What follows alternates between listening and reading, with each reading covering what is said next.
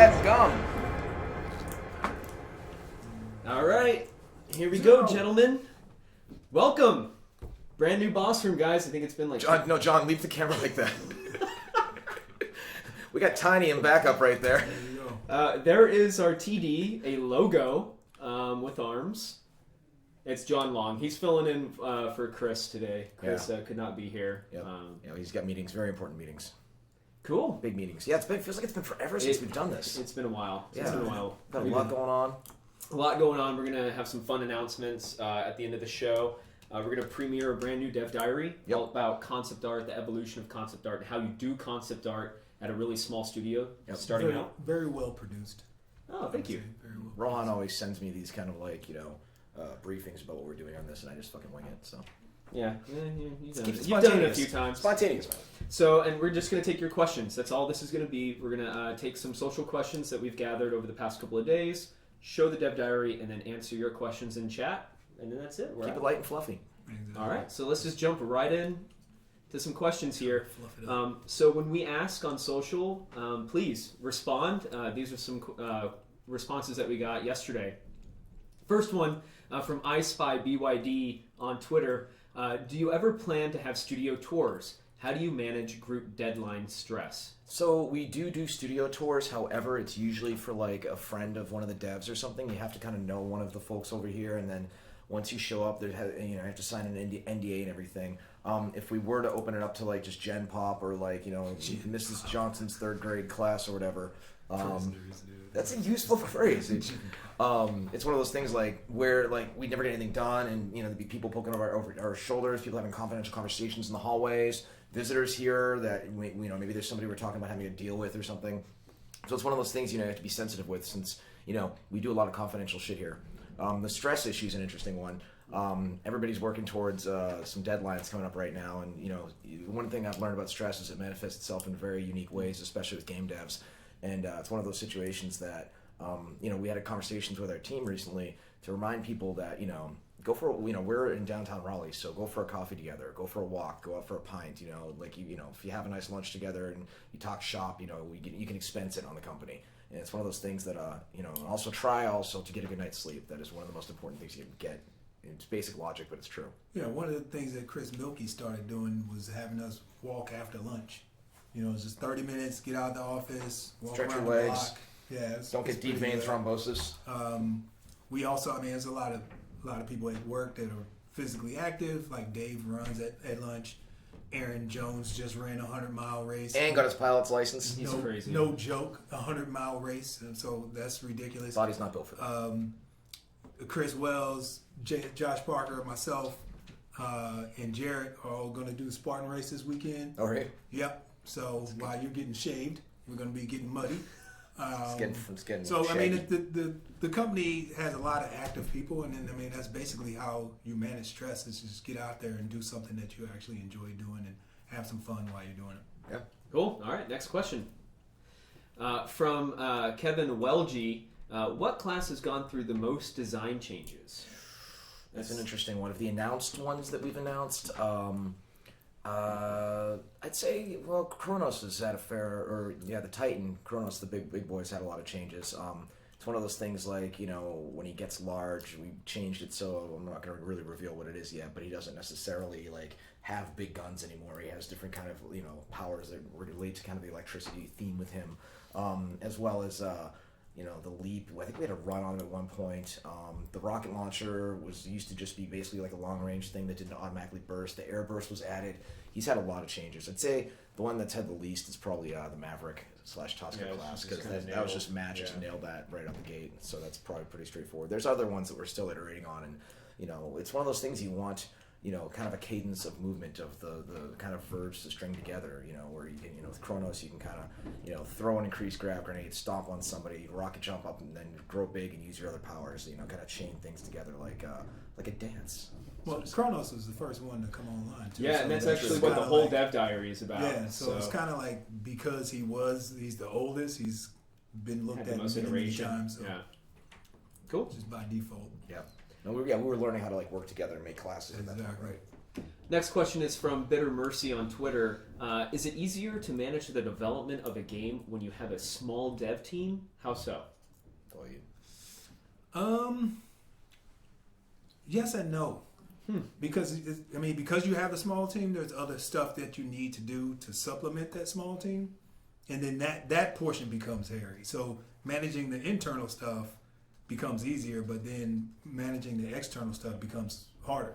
So it's like a balance that you gotta strike with, when you're talking about personnel internally, and then trying to constantly get more people to help feed and supplement the guys internally. So for me, it's just a balance, and just one more thing on this side than it was on the other side. When I was working at Sony, we barely used any outsource. So outsourcing was like not even a thing. We had some outsource companies, but nowhere near as many outsources that we have on this product. So it was just like switched from one side to the other for me. Yeah, I mean, for us, we're 50-something people now, and like, even with our kind of, pillars of what the studio is and our, what I'd like to think is a pretty gosh darn good company culture, even at our size, you still see a little bit of politicking start to creep in, because it's just, like I say, the tribal nature of humanity. People tend to group up, or they, want to gossip behind the scenes and everything. We had a departure of one of our designers a while back. We've had very low turnover here, thankfully, and, a couple people had caught wind that he was going to be leaving in a week or so. And, Arya and Chris and I just all got together like, well, what do we do? And I'm like, fuck this. We're dealing with this right now. And I grabbed and had an emergency meeting with a megaphone, dragged everybody in the room and just said, look, this is what's happening. This person's unfortunately departing. They're moving on to a different gig, and squash that, quickly and easily. And sometimes just tearing the Band-Aid off is the best way to kind of help deal with any political stuff that might arise. Yeah, and I guess having a small studio makes it easy to do something like that, to assemble everybody in one room, albeit it's crammed, but to get everybody together and just have a person-to-person meeting with everybody, rather than it just being over email, Yeah, I think people appreciate that stuff. Yeah. And then, the thing you mentioned about the politics and stuff like that, it's not, like, I think for us, that's different than any other studio that I worked at, is that management actively tries to head that stuff off.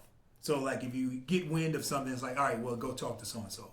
So as opposed to like it was at many bigger the companies that I've been working at, it's like, all right, I got a problem with so-and-so, but then it never gets addressed. It just like festers and turns into some other bigger thing that's really not the thing that the person was actually mad at. It just turns into this big sword that people are trying to dance around. Yeah, I mean, if you have a problem with somebody, the ability to go up to them and be like, hey, come on, like, what's up? What happened there? It's not always the easiest thing to do, but it's way better than like taking that thing that bothered you and putting it way down here and having it become this kind of like emotional cancer where like every time you park and you see that person's car, you're like, I fucking hate the fact that they're there. I mean, that tears companies apart from the inside out.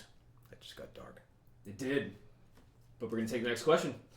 All right, so this one's from Adavax, a longtime community member with us. Adavax, thank you for contributing. Well, our Steam forums are active now, so if you want to head over to the Steam forums, we're actively on there. His nickname still sounds like a herpes drug. Yeah, I can see that. Adavax. 3-day Adavax for your flare-ups. So he asks, at least that I've heard, the lore of Maverick's Breaker Mirror Toscanine is connected to Maverick and used to be part of the same group of mercenaries. Do you think most mirrors are going to have connected lore, or is it going to be common for mirrors to have completely separate lore? So yeah, there's threads that run throughout everything in regards to the lore. There's a lot of it now, actually, to the point where I'm even having a tough time keeping up with the things that everyone's writing. But it's one of those situations where, when I'm playing as Maverick and then I encounter a Tosca, like I get this like kind of like sibling rivalry with that. Like, okay, that class technically has the same abilities as me, but it looks entirely different and has different voice and different personality and different backstory. And I'd love to see if we have a chance to do more promotional imagery of just the Cronos versus Cronos' other mirror on the other side, just like head to head, like these two titans that are just ready to fight each other. Same thing with who we're going to eventually reveal. Kitsune's kind of opposite, we're deliberately making them kind of the good and evil type archetypes. And they all have unique backstories, unique personalities, unique VO. Like these characters are characters. And the tricky thing, like I've said before, unlike DC Comics, where they just do the guy and then the reverse guy. You just gotta fit some hate on Reverse Flash DC in here, man. Reverse Flash. dude, anti-dude. We're not going to go full Bats v Soups today. We've got time for that. I'll rent it. I'll rent the hell out of it. So I hope that answers your question, Adavax.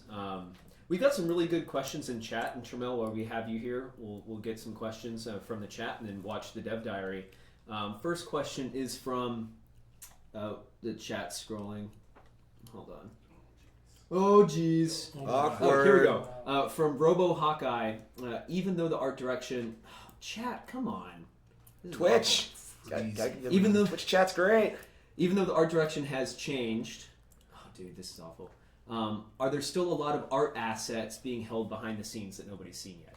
There's plenty of stuff that nobody's seen, but Yeah. I mean, one thing that we explained at the GDC panel that was, I think we probably need to address, because after we did the GDC thing, there was a lot of questions about what really changed, and we didn't really change the art style. It's so like we're suddenly cell sheeted. Yeah. We didn't change the art style. We adapted it to the new feel and the tone that we were trying to achieve. So when people say, "Oh yeah, they changed the art style," and then they look at it like, "No, you didn't really change it." We didn't really change it. We just kind of altered it. So to answer the question directly, yes, there are plenty of things that we haven't revealed.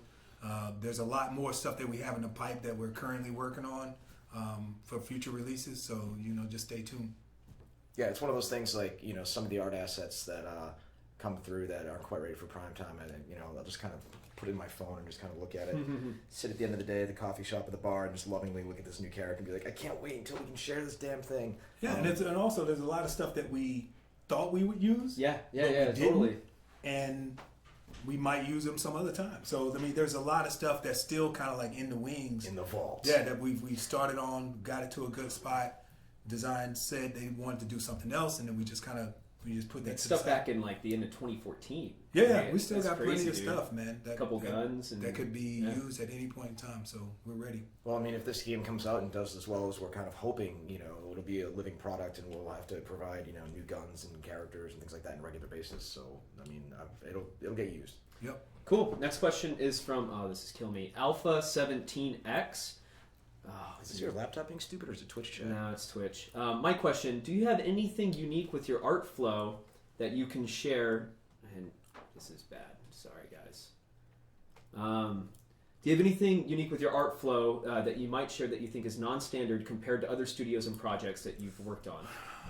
I don't think we're doing anything different. We're just, I think what we're doing differently is doing it all together in a way that hasn't been done before. So like in most companies, you've got a game that starts, and you've already got a pre-existing group of people, and you may add some new people here and there. But for us, it was like, all right, you got a game and you got nobody to work on it. Now start getting people to work on it, and do that within a year. And figure out how to work together. Yeah, and then figure out how to work together along the way. At the same time, develop techniques and processes and all this other stuff. So after everybody moves to a new city. Yeah, exactly. So we actually brought in. I think we probably brought in more people than we had locally. So most people on the team aren't really from around the area. So it was a large like learning curve. People getting used to stuff. So I think our approach in interviewing people has garnered us the ability to get the right people in with the right temperament, with the right that actually fit with the group that we currently have. So we're building a team of like-minded people, as opposed to just, we need people and just throw them all in a pile and hope it works out. I think the work that we did prior to actually hiring people, like interviewing, asking them a bunch of questions, making them take tests, all of these things add up to getting the right people in the right spot at the right time. So nothing really different. I think we're extra diligent on our hiring processes, so that allows us to get the proper people in without much disturbance once they get here. I still, to this day, if I'm provided I'm in town and we can work the schedule out, I'm able to have a phone call with the person, see the resume, and then at least take them to coffee or lunch and just, get to know them a little bit, him or her, or whoever, right? And figure out, if they're a right fit for the studio. And by the time they get to me, usually they haven't said anything too stupid. Yeah. Got that filter. Last question here, and I think this is a good one from Pants Down Pete. Just wanted to get that name out there. Registered sex offender. What game types will be available upon release? Will you be trying to differentiate your game in terms of game modes, or just sticking to classic modes, DM, TDM, CTF, etc.? Yeah, I've ranted about this before. It's one of those situations where just because other games have certain game modes doesn't mean you need them. You need to make game modes that work for your game. And it's one of those situations, when we were developing these game types, the mantra that I had was, end with drama, allow reversals to happen, and take existing modes and twist them. So I'm anticipating whatever release we have, early access or whatever it is, having 1 or 2 game types, probably 2, maybe 3, we'll see. We've got a few in the pipe that are a lot of fun, and everyone has their unique favorites. And the kicker is we don't know which one, if this game becomes kind of a big thing, will be the number 1 main mode. Like, you think you know, but it's up to the community to kind of decide that. Yeah, and people played Overcharge at PAX Prime, Yeah. Last year, and that's people steal battery. You have that moment for last minute upset. 75% of those games come down to the wire. It's really a lot of fun hooting and hollering. Still rocking my 6-0 streak right now, dude. Nice. 6 games in a row. Cool. Just because you have Ned in your team. Hey, well, got Chop on the team, dude. The Ned factor. You can't. Ned the Ninja. Can't go wrong with Chop and Lee on there. Cool, man. Well, Tramel, thanks. We're gonna toss it All right. over to the Dev Diary, and we're gonna have Jay Hawkins, our senior concept artist, who's gonna take your questions from chat. And his broad shoulders. Yes, he's a. I don't know if he's got enough room for I don't Jay. think, right? there's enough room for him. It's too much man meat. He's like that flu commercial. The guy's all big in the room and shit. Like yoked. We love Jay. Magic happens. Yeah, so this is my art direction right here. This is why Cliff is as successful as he is now, is because of the ability to impart his ideas like this. So he'll come in and draw like this crap on my whiteboard, and this is the start of every character. So this guy apparently he said, Jay, make him like this, and then he'll get all serious, And I get this kind of anatomically correct gingerbread looking dude, except, he drew the body, but it's a lollipop head. And then this is a representation of a shape that he wanted on there. He's like, make a blade, make blades. He gets all animated and stuff. So this is what I'm left with, and this will stay up here the whole time I'm concepting the character. And when anyone comes in and asks, what are you doing? I'll just point to this. And then Tramel will come in, and he'll look at this and know what this is. And he'll be like, yeah, man, and we can do this with it. And we can, what is this? We can put beard in this guy. So this is what I get as my art direction, go make magic. And this is LawBreakers right here, happening. My job's incredible. Art concepts usually start as one thing, and in the end become something totally different. I mean, that makes sense, right? Like a lot in game development, the process is crazy. And one character in particular, Cronos, had a very interesting story that started in the first few days at the studio. To me, his story illustrates how in the world of game development, everything is in flux. And origin stories may be as simple or as complex as you may have thought. So how did Cronos, one of our premier characters in LawBreakers, get his start? Well, this is his story and how we do concept work at Boss Key.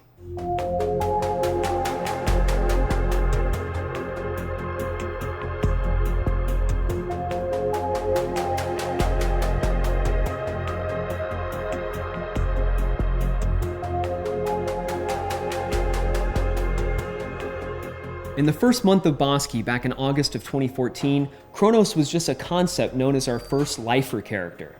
The Lifers are a breaker faction within LawBreakers that helped us define what our characters would be like in the first few days of the company.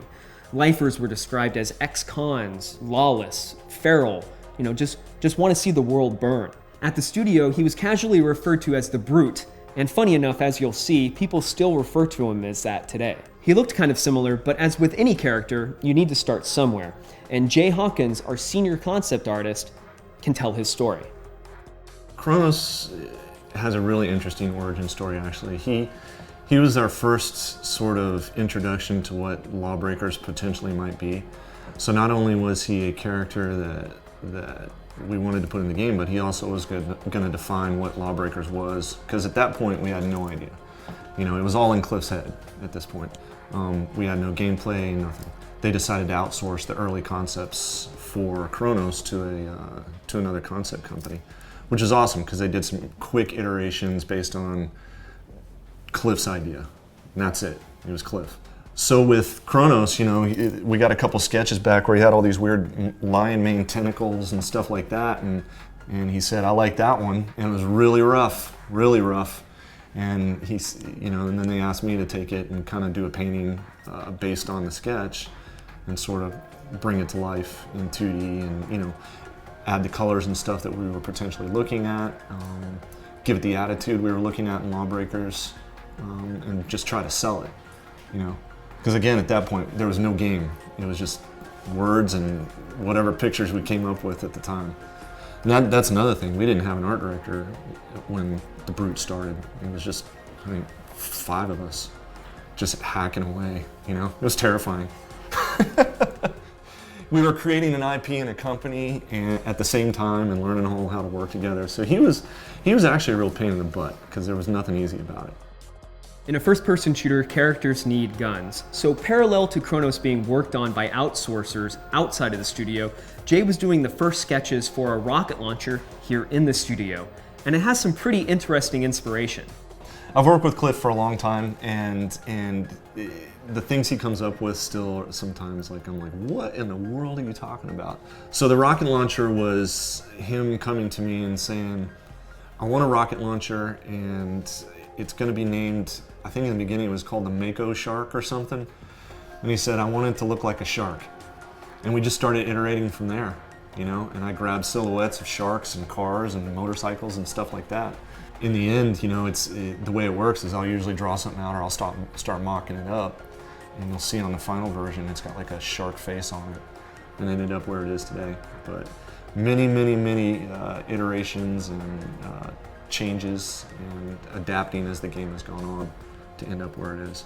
So now, the rocket launcher and Cronos were being developed alongside each other, but how do those things actually get put together in the game? Our senior gameplay programmer, Joshua Parker, can explain. So when they finally got into the game, we were like, oh, well, let's see what happens if we merge these two things together. Let's see, it's a big guy and there's a big rocket launcher. Let's see how they work together. It resonated with a lot of people within the studio, but there was a lot of gameplay issues that kind of come along with the kind of identity of the character. Because you have a big guy who you think is kind of supposed to be up close, but a rocket launcher kind of identifies with long range kind of gameplay.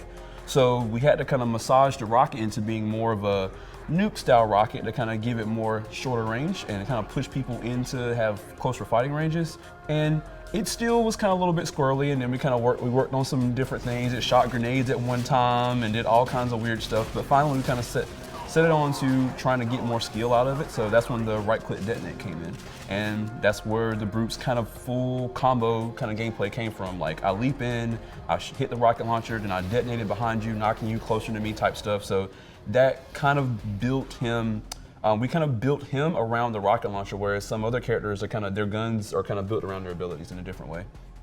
Much like how Cronos evolved and changed over time, so did the way Jay approached concept art. As a small studio, we needed to be as agile as possible, concept art included. So I got to Boss Key, and it became obvious that the 2D drawings weren't going to get us the results in the time we needed to the accuracy we needed. So with me kind of picking up ZBrush and learning as much as I can about it, I can actually do a proxy model, a prototype model of every character or weapon that we do. Because with ZBrush and then the ZBrush Keyshot Bridge, you can actually, just flip your model over into Keyshot and start applying materials and decals and textures and all that, which is, then Cliff and Trammell and all of them can come in and I can spin the model around on my screen and be slapping on materials and things as they're standing there. It's not me sitting in Photoshop rendering out, I can move decals, it's mind-blowing considering how I started. With the pen and paper. I think I had a scanner and a pen and paper, which I don't know anyone that does that anymore. Every studio is unique when it comes to creating concept art. Cronos has a unique origin story born in the first few days of the company's creation. For us, we can say that Cronos was actually one of the first hires Boss Key ever had, and he still works with us today. If you miss a previous Dev Diaries, head over to the LawBreakers YouTube to check them out. And of course, follow us at LawBreakers and at Boss Key on Twitter for the latest news and updates. From everybody at the studio, thanks for watching.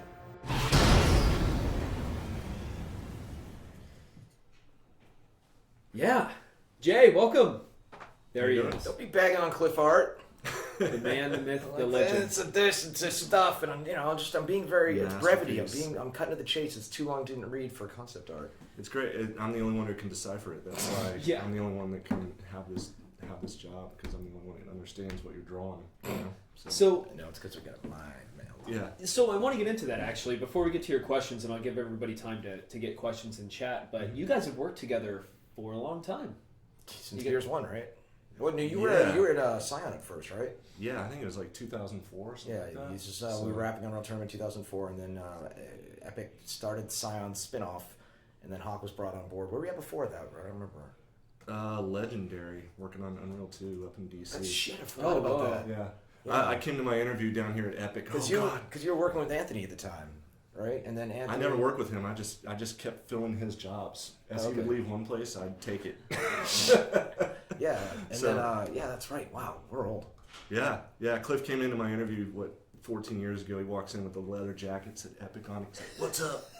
And walked out. You know. I would love to see that. Man. Those are full Wow, dude. What kind of hair did I have? I wasn't looking at your hair, man. I'm sorry. All I'm right. sorry. Oh, jeez. Wow, 14 years. It was probably frosted or something. Like 14-year-olds in our chat. Probably. Cool, man. So yeah, we've got some great questions in here, but I think it's really good for people to understand like the dynamic between the two of you, and hopefully they can see that at the beginning with the Dev Diary. It's like you guys get each other. You guys have worked together for a long time. You know, we're like Master Blaster. You know, like I'm on his shoulders, and he's like going into places. Symbiotic relationship. So yeah, it's one of those things like finding the right balance though, and with communication, because I'm not going to cut Trammell out of the picture. Dan, my designer, is going to have some input on how the characters with the functionality and some of the fiction will work. So there's kind of this like quad thing of communication between the four of us, where like, you know, if I pop over Jayhawk's shoulders and I'm like, Jay, maybe if you play with the wings like that and do the fucking lollipop head, and he'll be like, yeah, I get that, that's cool. Then I'll go out to Trammell and be like, hey, I just want to let you know I suggested this to Hawk, he seemed to dig it. Then, by the way, Dan. And so like if you don't, and again, I always talk about communication. Communication is so important across every type of relationship in your life, that, you know, somebody you don't tell somebody something like that, they, even if it's not a spite, even if it's a total innocent oversight, they're like, wait, is he going behind my back? What's going on there? And that's the shit that also leads to politics too, right? So when in doubt, over communicate, overstate. Yeah, and I mean, like you said, we've managed to get it down to basically 3 people that are kind of, or the 4 of us that are kind of working on the character stuff. It's Cliff, Dan, Trammell. We call it the CDT.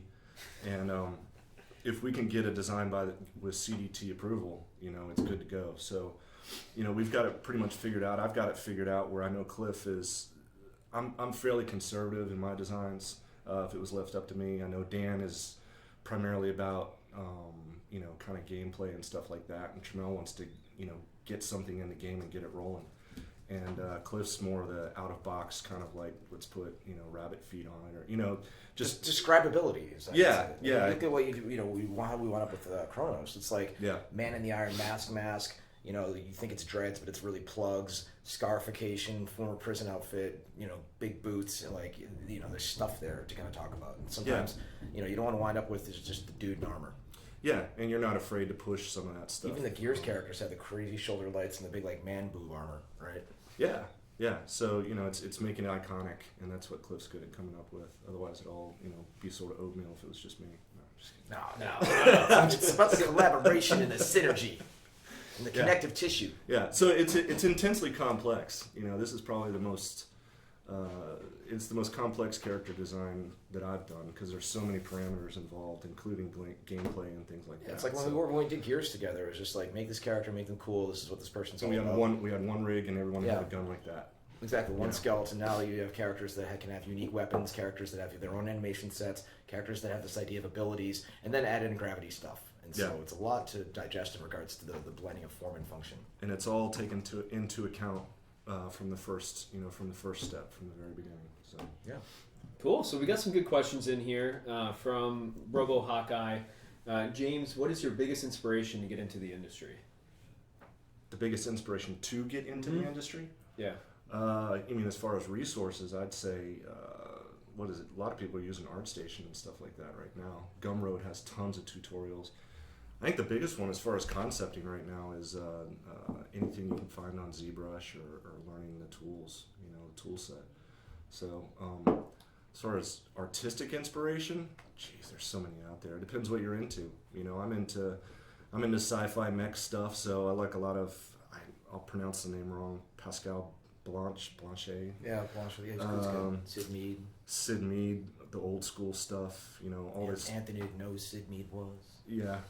Oh God. So Robo Hawkeye clarifies here. I mean, how did you specifically get into it?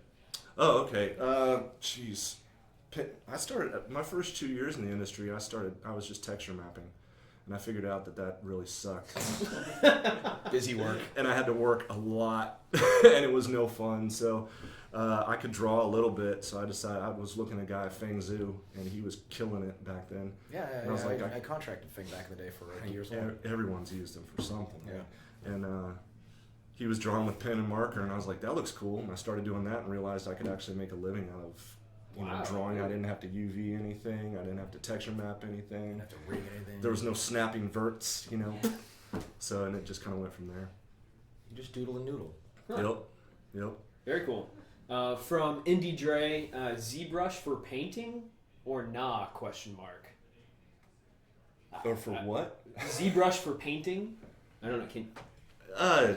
ZBrush is more of a sculpting tool. Of course, you can poly paint in it. You can paint your sculpts and stuff like that. But anymore, I'll build all my models in ZBrush in 3D and then take them into Keyshot and just apply materials in there.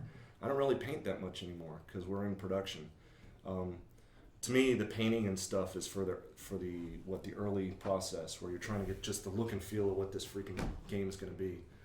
But now that we're in production, it's we're making game models. It's very unique. I mean, because not a lot of artists really do that. Because you usually have the traditional kind of pen and paper, and even if they're using a Wacom tablet, they'll kind of sketch things out and then try to hand it to someone for 3D. But the benefit of Jayhawk's 3D experience is he can figure out, okay, here's this thing, and here's how it's gonna kind of pop out and animate, and then it can kind of rest like that. You can do stuff with it, like you see the guns kind of explode out in a good way, and then that kind of can be taken by a contract modeler or someone else who already will have a pretty good idea of not only the form but the function as well. Yeah, exactly. I mean, I was working with the animators yesterday on a gun, and designing it exactly so that it'll work the way they want it to, and that'll inform what the final design looks like and stuff like that. There's a lot less back and forth that way, right? And a lot less failure. Across.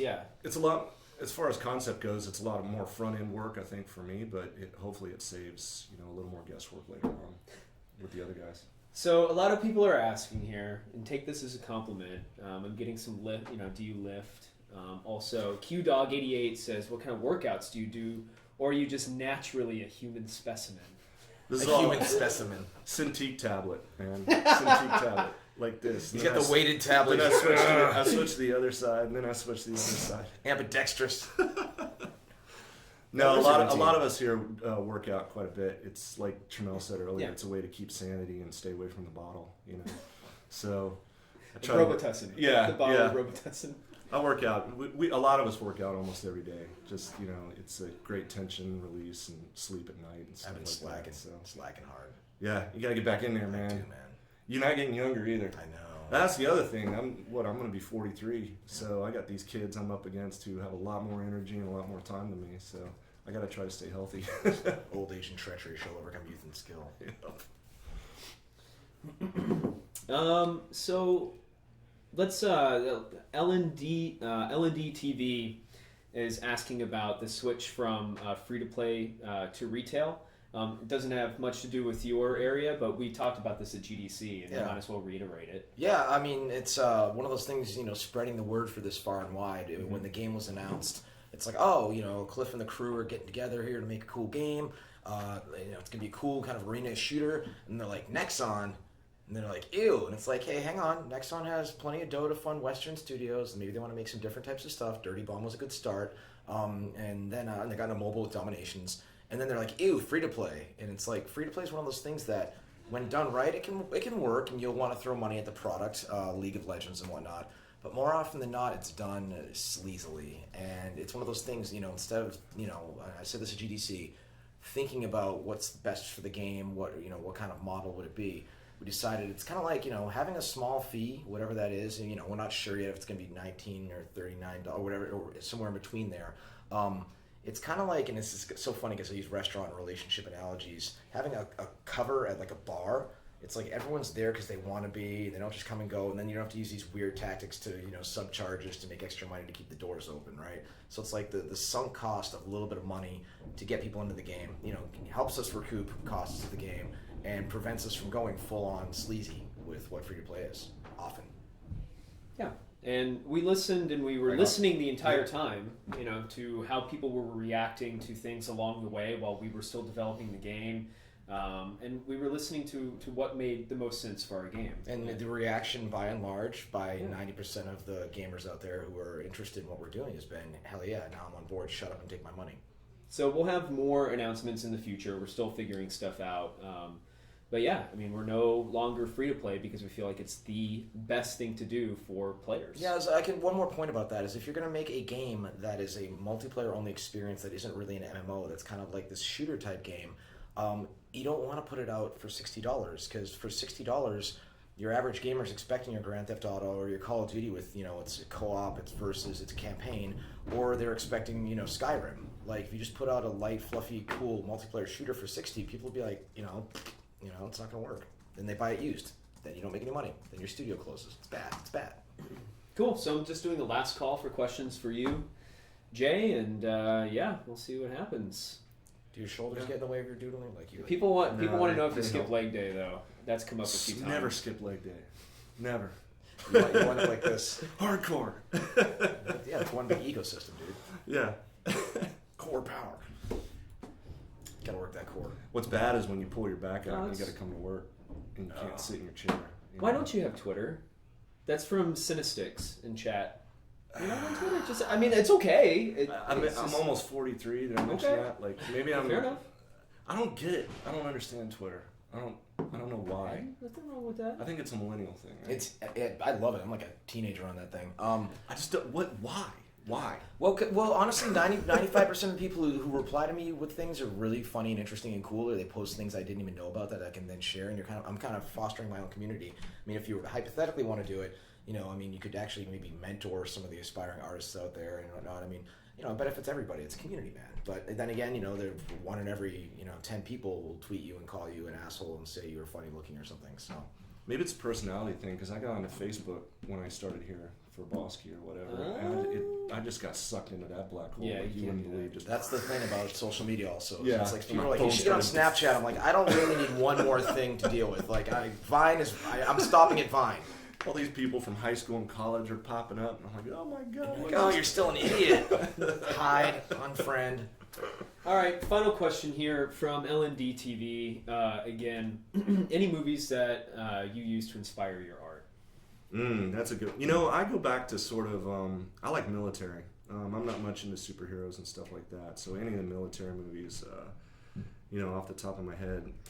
Apocalypse Now. I like the old military stuff. Apocalypse Now. My God, don't get out of the boat. Yeah, it's a freaking crazy ass movie. I kind of like that kind of stuff, where soldiers are fighting each other and things like that. I really love the Alien series. Yeah. All those movies. All right. Star Wars, of course.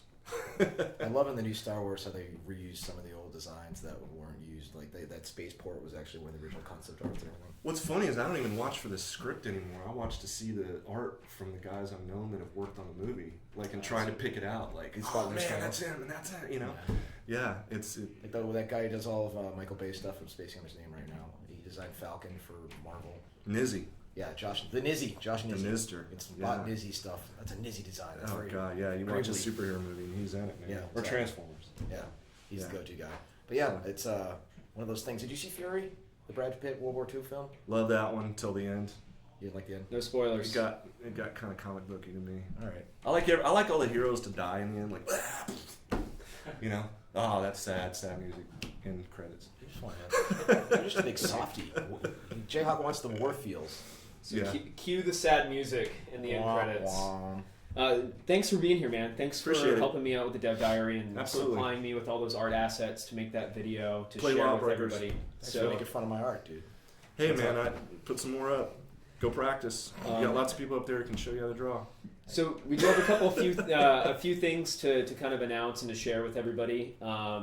So those in the chat, thank you for being along for the ride and watching the show. John, tilt the camera up. I want to. Come on, I want to see your face, dude. There you are. There's John Long, everybody. He's amazing. He's Wreck-It Ralph. He's a good guy. So let's go to the next. Let's go to 11. So we will have LawBreakers playable at PAX East. Da, da, da. It is going to be on the show floor. Yep, it's going to be playable on the show floor. So everybody going to PAX East, find us. It should be not hard to miss. That's why everyone's stressed. Yeah. So I mean, what's happening is, all the marketing materials coming in for this, the booth design, we're gonna have it right there. Hopefully we'll have a nice, good lineup. If any of you who are there and from our chat, if we were like Ativax or anybody like that, come up to us, I assure you we'll pluck a few of you out and kind of help you skip the line since you've been so faithful. And it's full circle because I'm originally from the suburbs of Boston, so to really debut the game in this manner is going to be awesome, and hopefully all the snow will be gone. Yep, and we're going to do a panel Yep. on that Saturday during PAX. I believe it's the 23rd. I could be wrong. I believe it's the 23rd of April. But we will have a panel. We will have more details We'll about blast that. it all out on social media. Oh, yeah. Our friends are going to do Miss Murder and Jay Goldberg, One Letter, are going to do kind of a recap video going through everything that we'll have on the show floor, signings, all that kind of stuff. That should be out next week on the LawBreakers YouTube page. Yep. So look out for that. Also, you're doing something this weekend with a bunch of Boss Key people. Yeah, so on Saturday we're all shaving our heads. I think 7 of us for childhood charity to cure cancer. So it's this awesome charity called St. Baldrick's. I did it a couple years ago. I wasn't able to do it last year because of GDC overlap. But getting rid of all this shag. And at the end of the day, it's a great cause. It's a beautiful event over at the Raleigh Beer Garden. Anybody in town wants to come out, buy you a pint, and about 3 o'clock we're all gonna go bald, and hopefully it's not too cold that day. Cool. Lots of stuff going on, everybody. We appreciate it. The Dev Diary will be going up on the LawBreakers YouTube right after this. Sweet. So if you missed it, you can watch it on the LawBreakers YouTube. Follow us at Bosky at LawBreakers. Don't follow him. No. Who doesn't even know I what don't a know how follow to do it. is? What's a follow? What is a follow? Is that the bird or the heart? It's a retweet. It's the follows with just the little arrow thingy. Yeah. Wow. All right, and we'll see some of you guys in Boston. Can't wait. PAX East. Yeah.